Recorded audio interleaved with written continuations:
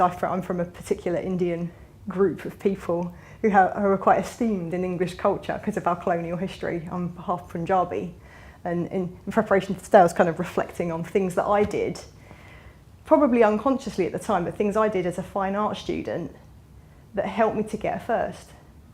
So, like, statistically, I am one of the BAME students on a fine art course in Canterbury, which was totally white, to come out with a first. But I think there were certain things that happened that enabled that. That there was a tutor who was a British-born Indian man. And I think at the time I didn't really recognise how important that was. He now works for UAL and he's been part of the Changing Mindsets project. But just that must have had an impact on me to think, I can do this. My family don't think I can do this, going to art school. Going to uni and not doing a useful vocational subject. Doctors and lawyers are classic Indian things to do.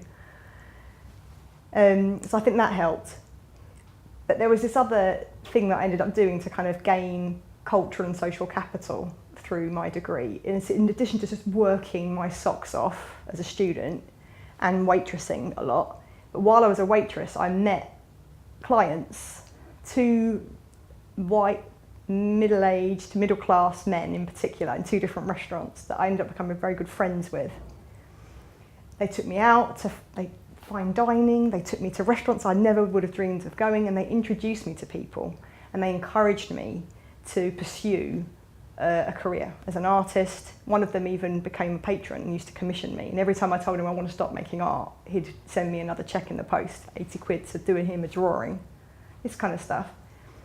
And again, I suppose at the time, I probably did know what I was doing, but looking back, I think without those opportunities, it would have been, they were the things outside of the curricula that enabled me to succeed, I think, and to get the most out of, and to sustain an interest as a student through quite a difficult and unsupportive fine art course.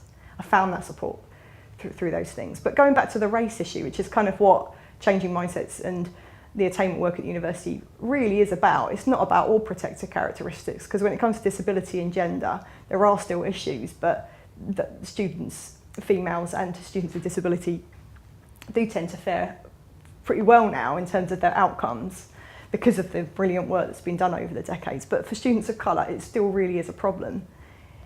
And you know, I personally have a discomfort of the BAME category, black, Asian, minority, ethnic, homogenous group, of seeing them as such, because there are distinct things that are happening to each of those groups in there.